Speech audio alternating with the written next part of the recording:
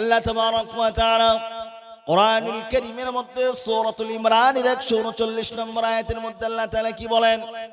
4 নম্বর পারা 6 নম্বর পৃষ্ঠার এটা হলো 11 নম্বর লাইন।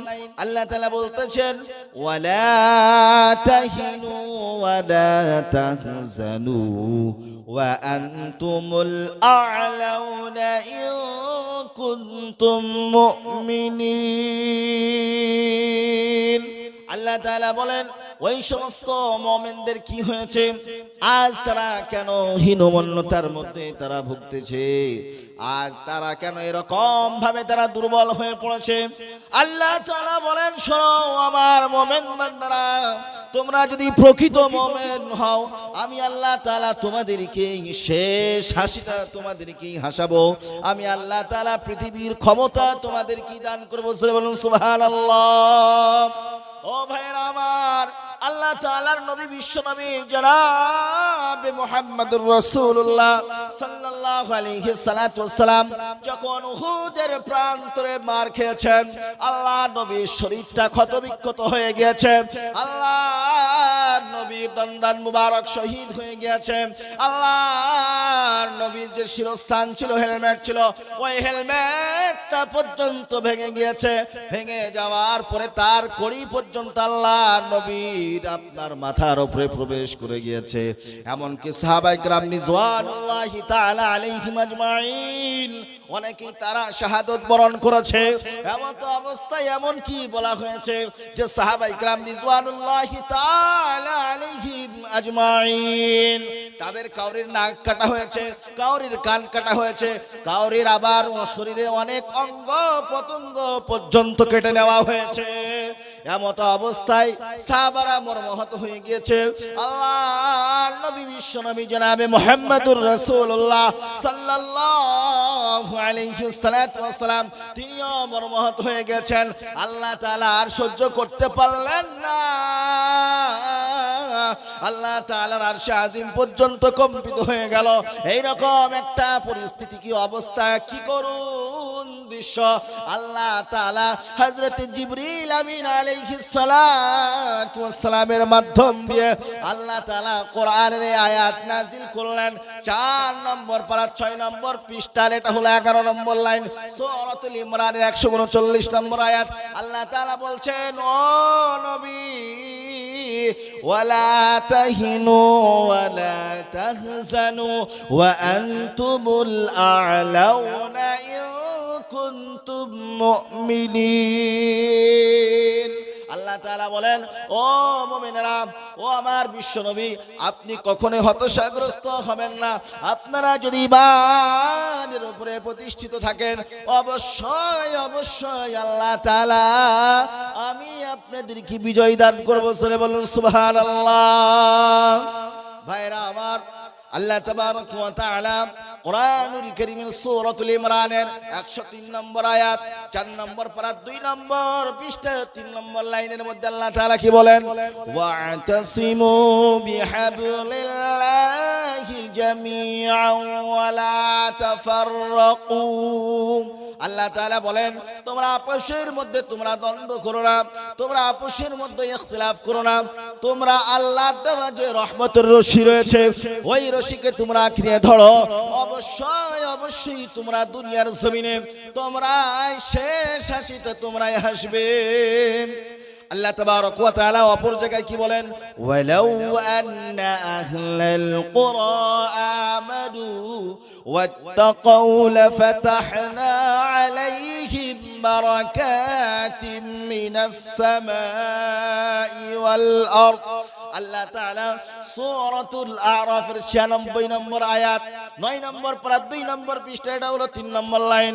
আল্লাহ তাআলা বলছেন শোনো ও আমার বান্দারা, তোমরা যদি ঈমান আনো আর তোমরা যদি তাকওয়া অর্জন করতে পারো, দুনিয়া এবং জমিনের যত বরকত রয়েছে সমস্ত বরকতের দরজাগুলি আমি আল্লাহ তাআলা খুলে দেব।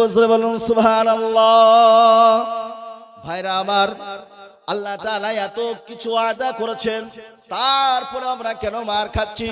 মার খাওয়ার কারণ একটাই, যে আজ আপনি আমি কোরআন থেকে দূরে সরে গিয়েছি, আজ আপনি আমি রাসূলুল্লাহর আদর্শ থেকে দূরে চলে গিয়েছি, যার কারণ থেকে আজ আপনি আমি মার খাইতেছি। এটা আপনি আমি তখনই মার খাওয়া বন্ধ হবে। নবীজি সাল্লাল্লাহু আলাইহি ওয়াসাল্লাম বলেছেন, আফজালুল জিহাদ কালিমাতু হাক্কিন ইনদা সুলতানিন জাইর। নবীজি বলেন, যখন দেশে কোনো স্বৈরা শাসক থাকবে, ওই স্বৈরা শাসকের বিরুদ্ধে তোমরা গর্জন দিয়ে ওঠো, তোমরা প্রতিবাদ করো। যখন তোমরা প্রতিবাদ করবে, এটা তোমাদের জিহাদের মধ্যে এটা শামিল হয়ে যাবে। আজ বলেন আপনি আমি যারাই মুসলমান দাবি করছি, কেউ কিন্তু ভয়ে মুখ খুলতেছি না। আপনি ভাবছেন আমার বাড়ির পাশে আগুন লেগেছে, আপনি আমি ভাবছি আমার বাড়ির পাশে আগুন লেগেছে, লাগুক না কেন আমি দেখতে থাকি, কিন্তু এটা ভাবছি না বাড়ির পার্শ্ববর্তী আগুনটা আমার বাড়িতে এসে লাগবে। ও মুসলমান, এখনো সুযোগ আছে, এখনো ফিরে আসার টাইম আছে। আমরা যদি ফিরে আসতে পারি, অবশ্যই অবশ্যই আল্লাহ তাআলা আপনাকে আমাকে বিজয় দান করবেন। ভাইরা আমার, আজ সারা পৃথিবীতে 57টা মুসলমান রাষ্ট্র। আজ এই 57টা মুসলমান রাষ্ট্র থাকার পরেও কিন্তু মুসলমানদের হয়ে যারা দেশের রাষ্ট্রনায়ক রয়েছে, তারা কোনো কথা বলে না, তারা কোনো আওয়াজ দেয় না। কারণটা কি? তারা জানে আমরা যাদের ক্ষমতাতে, আমরা তাদের ক্ষমতাতে বসেছি রাজতন্ত্রে, আমরা যাদের ক্ষমতাতে আমরা গদিতে বসেছি, আজ যদি আমরা কোনো কথা বলি তাহলে পারে তো আমাদের গদি থাকবে না, আমাদের গদি, আমাদের সিংহাসন চলে যাবে। এই চিন্তা ভাবনার জন্য তারা কোনো কথা বলে না। ও সম্মানীয় সুধীবৃন্দ, ও আমার প্রাণ প্রিয় মুসলমান ভাইয়েরা, আপনাদেরকে একটু সজাগ করে যাই। আপনি আমি যদি এই সজাগ যদি না হই, আর এমনি এমনি যদি মরে যায়, আমাদের যে নেক্সট জেনারেশন আসছে, ওই জেনারেশন আপনাকে আমাকে কাল কিয়ামতের দিনে আপনাকে আমাকে ধরাও করবে, আপনাকে আমাকে পাকড়াও করবে। সম্মানীয় বন্ধুগণ আমার, ওই সমস্ত দেশের রাষ্ট্রনায়ক যারা রাজতন্ত্রের বলিতে যারা অধিষ্ঠিত হয়েছে, ওই সমস্ত রাজতন্ত্রের যারা আপনার দেশের রাষ্ট্রনায়ক, তারা তো জানে যে আমেরিকা এবং ইসরায়েল এবং প্যালেস্টাইন যদি আমাদেরকে প্রোটেকশন না দেয়, তাহলে তো আমরা গদিতে থাকতে পারবো না। এই জন্য তারা মুখ খোলে না। আর তাদের পড়াশোনা, কৃষ্টি, কালচার, সমস্ত সব কিছু আমেরিকার যে সমস্ত বড় বড় ইউনিভার্সিটি রয়েছে, যে সমস্ত প্রতিষ্ঠান রয়েছে, ওইখান থেকে তারা পড়াশোনা করেছে। তারপরে ইহুদিদের যে সমস্ত সংস্থাগুলি আছে, সেইখান থেকে তারা তাদের শিক্ষা দীক্ষা, সমস্ত কৃষ্টি কালচার তারা সেইখান থেকে অর্জন করেছে। যার কারণ থেকে ওই সমস্ত দেশের রাষ্ট্রনায়কগুলি তারা কোনো কথা বলে না। তারা জানে যদি আজ আমেরিকার বিরুদ্ধে কথা বলি, ফ্রান্সের বিরুদ্ধে কথা বলি, ইসরায়েলের বিরুদ্ধে কথা বলি, আমাদের গদি থাকবে না। তার মানে তাদের যে সমস্ত কীর্তিকলাপ, তাদের যে সমস্ত নোংরামি, সমস্ত নোংরামির ভিডিও তাদের কাছে আপনার ভিডিও আকারে দলিল হিসাবে তাদের কাছে, এভিডেন্স হিসাবে তাদের কাছে আছে। তারা আপনার আমেরিকার যে সমস্ত খ্রিস্টান এবং ইহুদিদের মেয়েদের সঙ্গে বিবাহ করেছে, যত রকমের নোংরামি করেছে, সমস্ত সব কিছু এভিডেন্স তাদের কাছে আছে। তারা যদি মুসলমানের হয়ে কোনো মুখ খোলে, তাহলে পারে কিন্তু তাদের গতি থাকবে না। যার কারণ থেকে ওই সমস্ত দেশের রাষ্ট্রনায়কগুলি তারা কোনো কথা বলে না। সম্মানীয় সুধীবৃন্দ, আজ ভারতবর্ষের মুসলমানদের অবস্থা দেখেন।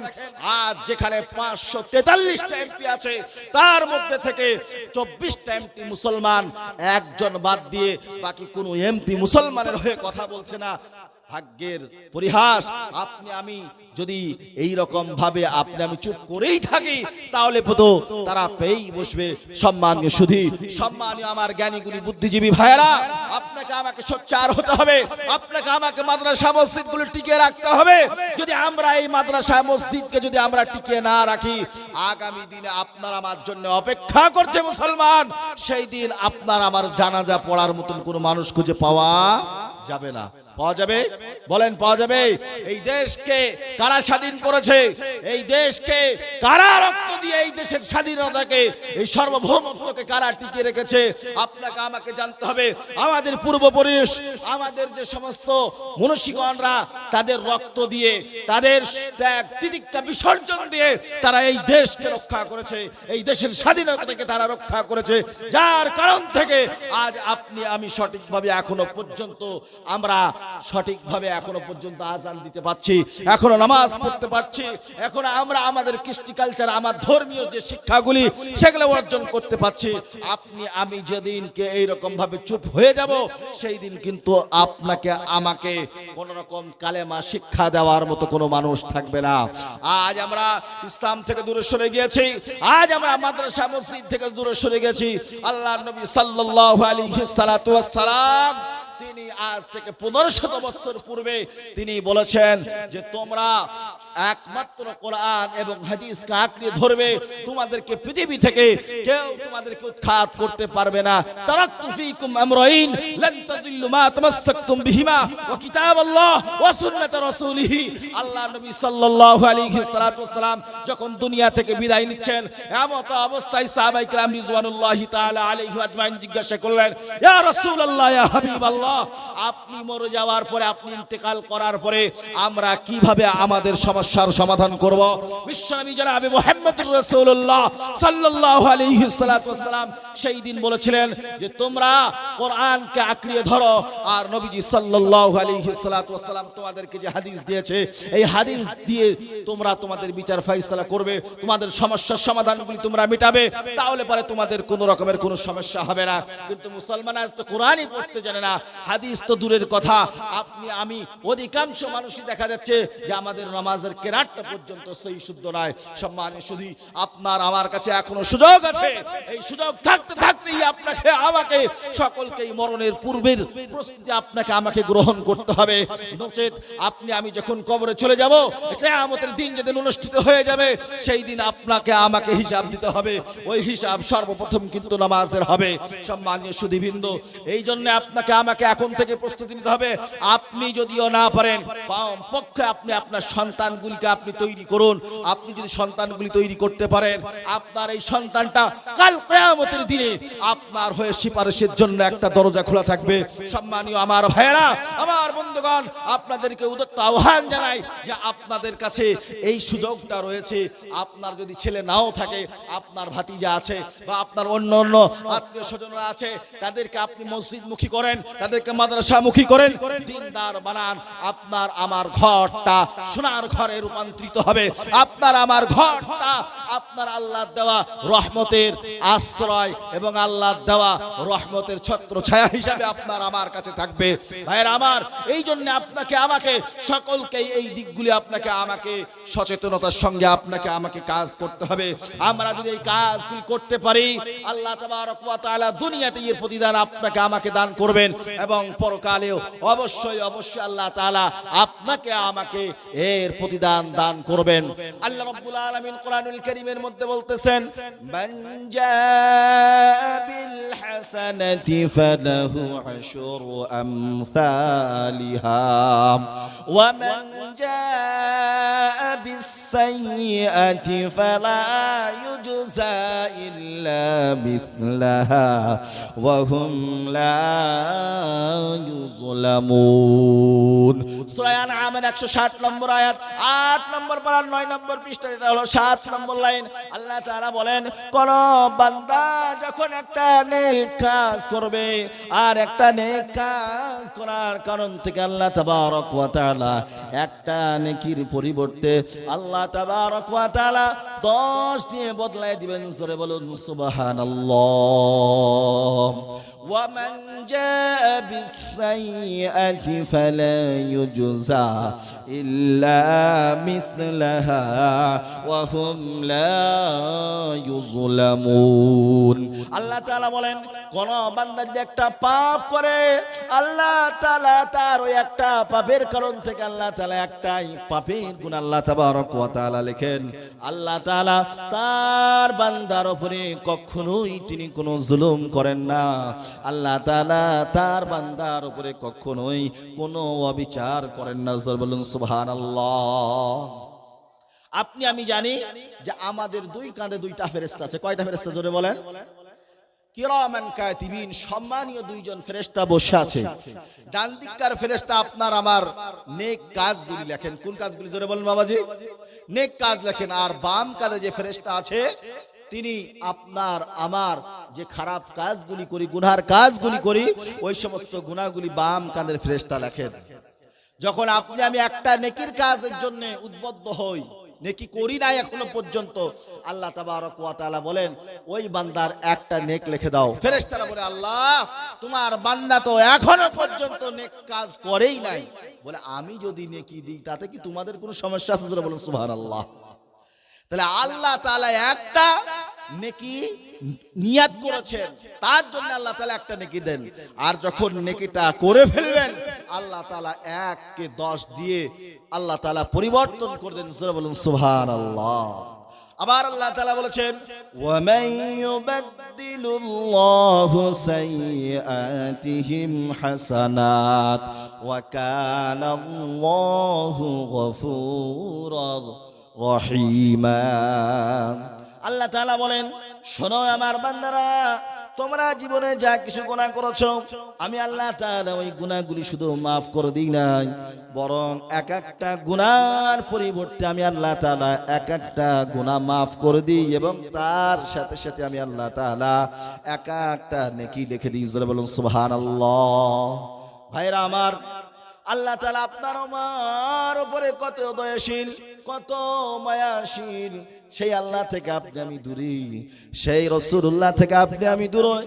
যে বিশ্ব নবী জনাবে মুহাম্মদুর রাসূলুল্লাহ সাল্লাল্লাহু আলাইহি সাল্লাতু ওয়াসসালাম আপনার আমার জন্য তত মার খেয়েছেন, বিশ্বে তিনি আপনার আমার জন্য ইসলামের দায়িত্বকে পৌঁছানোর জন্য আল্লাহ তাআলা আপনাকে আমাকে নবীর মাধ্যম দিয়ে ইসলামকে দিয়েছেন। সেই ইসলাম থেকে আমরা কখনোই দূরে যাব না ইনশাআল্লাহ। জোরে বলুন ইনশাআল্লাহ। আল্লাহ তাআলা আপনাকে আমাকে সকলকে এই সমস্ত কথাগুলি শোনার পরে আল্লাহ তাআলা বাস্তব জীবনে আমল করার তৌফিক ইনায়াত করুন। সকলে জোরে বলুন আমিন। কেমন আমার নবীজি জাগার পাগল চন্দ্র সূর্য তারকারাজি, তোমরা আর শুনবানি সুন্দর কাহিনী, তোমরা আর শুনবানি সুন্দর কাহিনী। জান্নাতের রুমে রুমে লেখা নবীর নাম, বল রহমত আলম নবী, নবী দো জাহান, রহমত আলম নবী, নবী দো জাহান। সাহাবীরা তোর বানায় ওই নবীজির ঘাম, সাহাবীরা তোর বানায় ওই নবীজির ঘাম। উস্তনে হান্নানা একটা খেজুর গাছের নাম, যাকে ধরে খুতবা দিতেন রাসূল আকরাম। উস্তনে হান্নানা একটা খেজুর গাছের নাম, যাকে ধরে খুতবা দিতেন রাসূল আকরাম। গাছটি নবের বেরাহে কাঁদিতে রহে, গাছ নবীর বিরহে কাঁদিতে রহে। হতবাক হইলেন যত সাহাবায়ে কেরাম, বলো না হতবাক হইলেন যত সাহাবায়ে কেরাম। রহমত আলম নবী, নবী দো জাহান, রহমত আলম নবী, নবী দো জাহান। সাহাবীরা তোর বানাই ওই নবীজির ঘাম, সাহাবীরা তোর বানাই ওই নবীজির ঘাম। আমরা মানুষ হত ভাগা নবী চিনি না, পশু পাখি নবী চিনে করিল কান্না, যে চিনেছে সে পেয়েছে, যে চিনেছে সে পেয়েছে, পাহাড় পর্বত গাছপালা দিয়েছে সালাম। রহমত আলাম নবী নবী দো জাহান, রহমত আলাম নবী নবী দো জাহান। সাহাবীরা তোর বানায় ওই নবীজির ঘাম, সাহাবীরা তোর বানায় ওই নবীজির ঘাম। আলহামদুলিল্লাহ আলহামদুলিল্লাহ নাহমাদুহু ওয়া নাস্তাঈনুহু ওয়া নাস্তাগফিরুহু ওয়া নু'মিনু বিহি ওয়া নাতাওয়াক্কালু আলাইহি ওয়া নাউযু বিল্লাহি মিন শুরুরি আনফুসিনা ওয়া মিন সাইয়্যাতি আ'মালিনা। من يهده الله فلا مضل له ومن يضلله فلا هادي له، ونشهد أن لا إله إلا الله وحده لا شريك له، ونشهد أن سيدنا ومولانا محمدا عبده ورسوله، أرسله بالحق بشيرا ونذيرا وداعيا إلى الله بإذنه وسراجا منيرا. فقد قال الله تعالى في كلامه المجيد والفرقان الحميد: إن الله وملائكته يصلون على النبي يا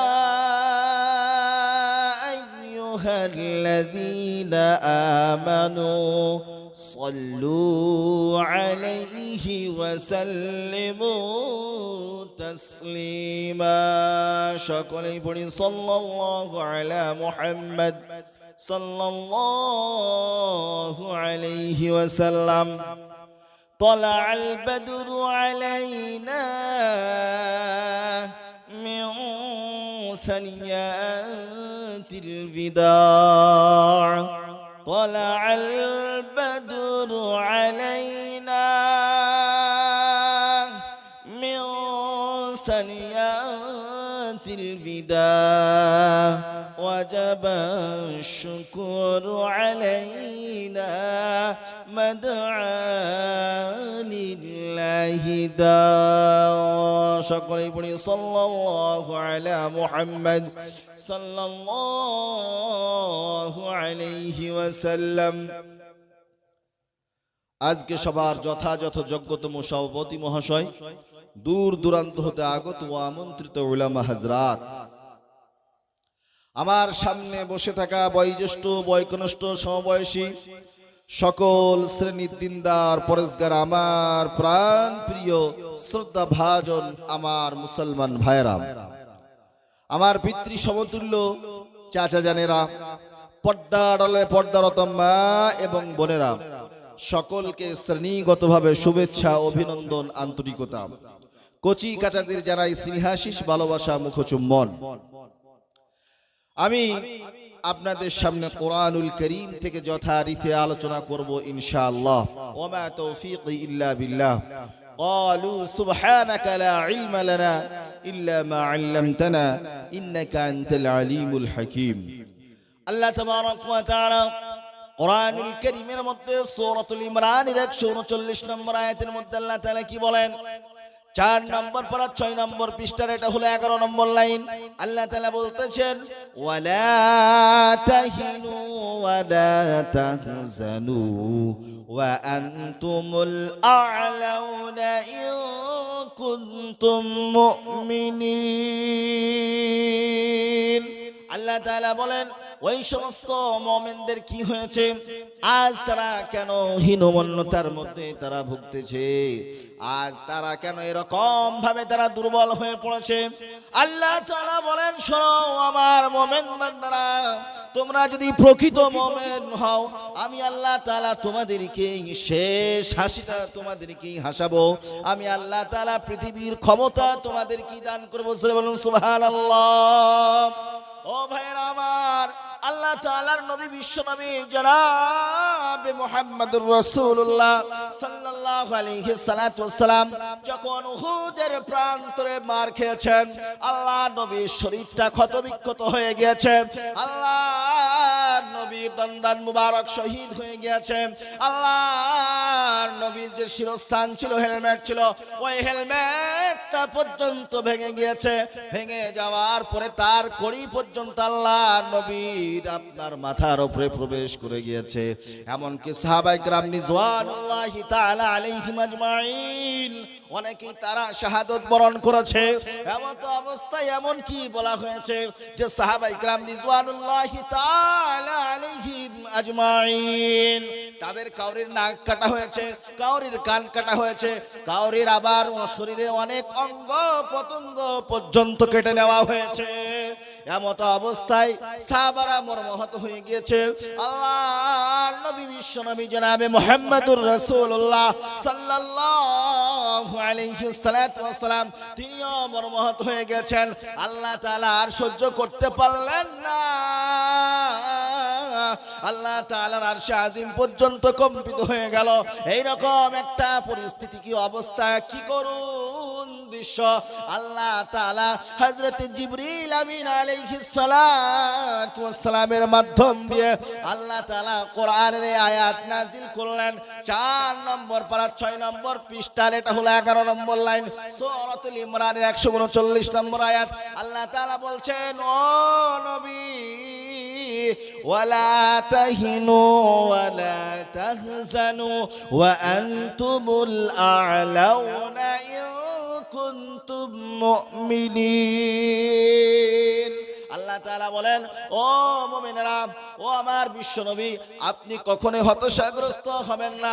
আপনারা যদি ঈমানের উপরে প্রতিষ্ঠিত থাকেন অবশ্যই অবশ্যই আল্লাহ তাআলা আমি আপনাদেরকে বিজয় দান করব। সরে বলুন সুবহানাল্লাহ। ভাইরা আমার, আল্লাহ তাবারক ওয়া তাআলা কোরআনুল কারীমের সূরাতুল ইমরানের 103 নম্বর আয়াত 4 নম্বর পারা 2 নম্বর পৃষ্ঠা 3 নম্বর লাইনের মধ্যে আল্লাহ তাআলা কি বলেন, ওয়া'তাসিমু বিহাবলিল্লাহি জামিআন ওয়া লা তাফাররাকু। আল্লাহ তাআলা বলেন তোমরা আপসের মধ্যে তোমরা দ্বন্দ্ব করো না, তোমরা আপসের মধ্যে ইখতিলাফ করো না, তোমরা আল্লাহর দেওয়া যে রহমতের রশি রয়েছে ওই রশিকে তোমরা আঁকড়ে ধরো। অবশ্যই অবশ্যই তোমরা দুনিয়ার জমিনে তোমরা শেষ হাসিটা তোমরাই হাসবে। আল্লাহ তাবারক ওয়া তাআলা অপর জায়গায় কি বলেন, ওয়ালাউ আন্না আহলাল কুরা আমানু ওয়াত্তাকাউ লাফাতাহনা আলাইহিম বারাকাতিম মিনাস সামাই ওয়াল আরদ। আল্লাহ তাআলা সূরাতুল আরাফের 96 নম্বর আয়াত 9 নম্বর পারা 2 নম্বর পৃষ্ঠা এটা হলো 3 নম্বর লাইন। আল্লাহ তাআলা বলছেন শোনো ও আমার বান্দারা, তোমরা যদি ঈমান আনো আর তোমরা যদি তাকওয়া অর্জন করতে পারো, দুনিয়া এবং জমিনের যত বরকত রয়েছে সমস্ত বরকতের দরজাগুলি আমি আল্লাহ তাআলা খুলে দেব। বলুন সুবহানাল্লাহ। ভাইরা আমার, আল্লাহ তাআলা এত কিছু ওয়াদা করেছেন, তারপরে আমরা কেন মার খাচ্ছি? মার খাওয়ার কারণ একটাই যে আজ আপনি আমি কোরআন থেকে দূরে সরে গিয়েছি, আজ আপনি আমি রাসূলুল্লাহর আদর্শ থেকে দূরে চলে গিয়েছি, যার কারণ থেকে আজ আপনি আমি মার খাইতেছি। এটা আপনি আমি তখনই মার খাওয়া বন্ধ হবে নবীজি সাল্লাল্লাহু আলাইহি সাল্লাতু ওয়াসসালাম বলেছেন, আফজালুল জিহাদ কালিমাতু হাক্কিন ইনদা সুলতানিন জাইর। নবীজি বলেন, যখন দেশে কোনো স্বৈরা শাসক থাকবে, ওই স্বৈরা শাসকের বিরুদ্ধে তোমরা গর্জন দিয়ে ওঠো, তোমরা প্রতিবাদ করো। যখন তোমরা প্রতিবাদ করবে, এটা তোমাদের জিহাদের মধ্যে এটা শামিল হয়ে যাবে। আজ বলেন আপনি আমি যারাই মুসলমান দাবি করছি, কেউ কিন্তু ভয়ে মুখ খুলতেছি না। আপনি ভাবছেন আমার বাড়ির পাশে আগুন লেগেছে, আপনি আমি ভাবছি আমার বাড়ির পাশে আগুন লেগেছে, লাগুক না কেন আমি দেখতে থাকি, কিন্তু এটা ভাবছি না বাড়ির পার্শ্ববর্তী আগুনটা আমার বাড়িতে এসে লাগবে। ও মুসলমান, এখনো সুযোগ আছে, এখনো ফিরে আসার টাইম আছে। আমরা যদি ফিরে আসতে পারি, অবশ্যই অবশ্যই আল্লাহ তাআলা আপনাকে আমাকে বিজয় দান করবেন। ভাইরা আমার, আজ সারা পৃথিবীতে 57টা মুসলমান রাষ্ট্র। আজ এই 57টা মুসলমান রাষ্ট্র থাকার পরেও কিন্তু মুসলমানদের হয়ে যারা দেশের রাষ্ট্রনায়ক রয়েছে, তারা কোনো কথা বলে না, তারা কোনো আওয়াজ দেয় না। কারণটা কি? তারা জানে আমরা যাদের ক্ষমতাতে, আমরা তাদের ক্ষমতাতে বসেছি রাজতন্ত্রে, আমরা যাদের ক্ষমতাতে আমরা গদিতে বসেছি, আর যদি আমরা কোনো কথা বলি তাহলে পারে তো আমাদের গদি থাকবে না, আমাদের গদি, আমাদের সিংহাসন চলে যাবে। এই চিন্তা ভাবনার জন্য তারা কোনো কথা বলে না। ও সম্মানীয় সুধীবৃন্দ, ও আমার প্রাণ প্রিয় মুসলমান ভাইয়েরা, আপনাদেরকে একটু সজাগ করে যাই। আপনি আমি যদি এই সজাগ যদি না হই, আর এমনি এমনি যদি মরে যায়, আমাদের যে নেক্সট জেনারেশন আসছে, ওই জেনারেশন আপনাকে আমাকে কাল কিয়ামতের দিনে আপনাকে আমাকে ধরাও করবে, আপনাকে আমাকে পাকড়াও করবে। সম্মানীয় বন্ধুগণ আমার, ওই সমস্ত দেশের রাষ্ট্রনায়ক যারা রাজতন্ত্রের বলিতে যারা অধিষ্ঠিত হয়েছে, ওই সমস্ত রাজতন্ত্রের যারা আপনার দেশের রাষ্ট্রনায়ক, তারা তো জানে যে আমেরিকা এবং ইসরায়েল এবং প্যালেস্টাইন যদি আমাদেরকে প্রোটেকশন না দেয়, তাহলে তো আমরা গদিতে থাকতে পারবো না। এই জন্য তারা মুখ খোলে না। আর তাদের পড়াশোনা, কৃষ্টি, কালচার, সমস্ত সব কিছু আমেরিকার যে সমস্ত বড় বড় ইউনিভার্সিটি রয়েছে, যে সমস্ত প্রতিষ্ঠান রয়েছে, ওইখান থেকে তারা পড়াশোনা করেছে। তারপরে ইহুদিদের যে সমস্ত সংস্থাগুলি আছে, সেইখান থেকে তারা তাদের শিক্ষা দীক্ষা, সমস্ত কৃষ্টি কালচার তারা সেইখান থেকে অর্জন করেছে। যার কারণ থেকে ওই সমস্ত দেশের রাষ্ট্রনায়কগুলি তারা কোনো কথা বলে না। তারা জানে যদি আজ আমেরিকার বিরুদ্ধে কথা বলি, ফ্রান্সের বিরুদ্ধে কথা বলি, ইসরায়েলের বিরুদ্ধে কথা বলি, আমাদের গদি থাকবে না। তার মানে তাদের যে সমস্ত কীর্তিকলাপ, তাদের যে সমস্ত নোংরামি, সমস্ত নোংরামির ভিডিও তাদের কাছে আপনার ভিডিও আকারে দলিল হিসাবে তাদের কাছে, এভিডেন্স হিসাবে তাদের কাছে আছে। তারা আপনার আমেরিকার যে সমস্ত খ্রিস্টান এবং ইহুদিদের মেয়েদের সঙ্গে বিবাহ করেছে, যত রকমের নোংরামি করেছে, সমস্ত সব কিছু এভিডেন্স তাদের কাছে আছে। তারা যদি মুসলমানের হয়ে কোনো মুখ খোলে, তাহলে পরে কিন্তু তাদের গতি থাকবে না। যার কারণ থেকে ওই সমস্ত দেশের রাষ্ট্রনায়কগুলি তারা কোনো কথা বলে না। সম্মানীয় সুধীবৃন্দ, আজ ভারতবর্ষের মুসলমানদের অবস্থা দেখেন। আজ যেখানে 543টা এমপি আছে, তার মধ্যে থেকে 24টা এমপি মুসলমান, একজন বাদ দিয়ে বাকি কোনো এমপি মুসলমানের হয়ে কথা বলছে না। ভাগ্যের পরিহাস। আপনি আমি যদি এই রকম ভাবে আপনি আমি চুপ করেই থাকি, তাহলে তো তারা পেয়েই বসবে। সম্মানীয় সুধী, সম্মানীয় আমার জ্ঞানীগুলি বুদ্ধিজীবী ভাইয়েরা, আপনাকে আমাকে সোচ্চার হতে হবে, আপনাকে আমাকে মাদ্রাসা মসজিদগুলো টিকিয়ে রাখতে হবে।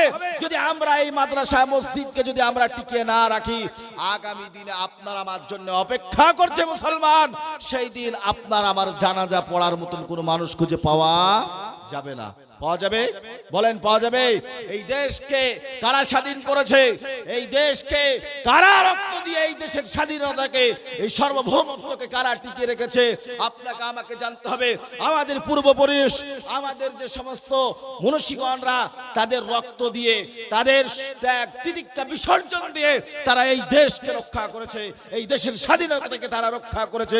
যার কারণ থেকে আজ আপনি আমি সঠিকভাবে এখনো পর্যন্ত আমরা সঠিকভাবে এখনো পর্যন্ত আজান দিতে পারছি, এখনো নামাজ পড়তে পারছি, এখনো আমরা আমাদের কৃষ্টি কালচার, আমার ধর্মীয় যে শিক্ষাগুলি সেগুলো অর্জন করতে পারছি।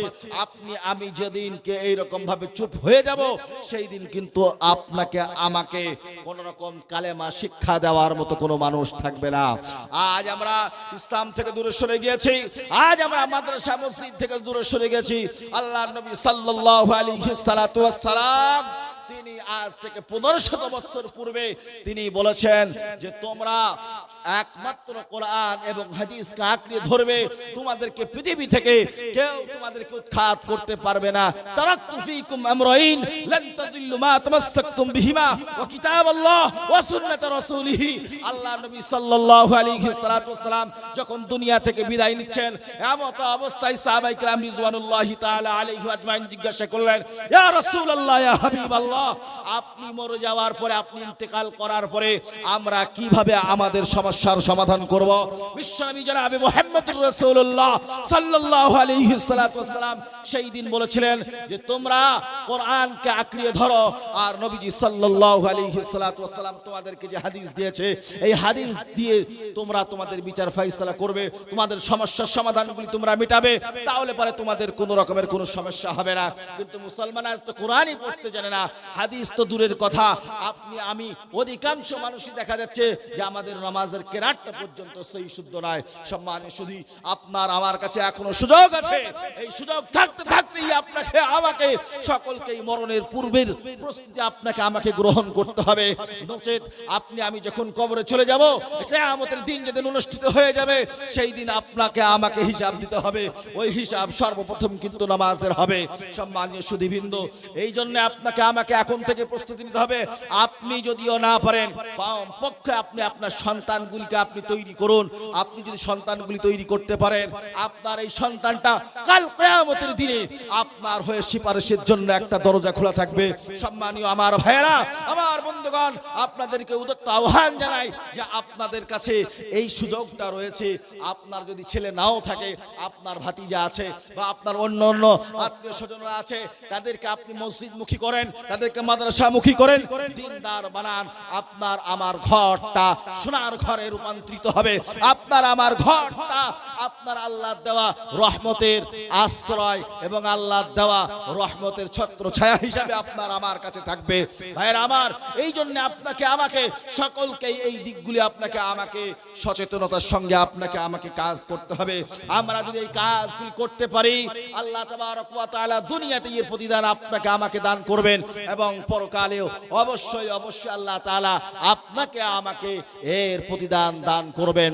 আল্লাহ রাব্বুল আলামিন কোরআনুল কারীমের মধ্যে বলতেছেন, মান জাআ বিল হাসানাতি ফালাহু আশরু আমসালিহা ওয়া মান জাআ বিস সাইয়্যাতি ফালা ইউজজা ইল্লা মিসলাহা ওয়া হুম লা ইউযলামুন।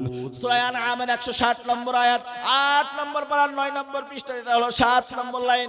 আল্লাহ তাআলা বলেন, কোন বান্দা যখন একটা নেক কাজ করবে, আর একটা নেক কাজ করার কারণ থেকে আল্লাহ তাবারক ওয়া তাআলা একটা নেকির পরিবর্তে আল্লাহ তাবারক ওয়া তাআলা 10 দিয়ে বদলায় দিবেন। জোরে বলুন সুবহানাল্লাহ।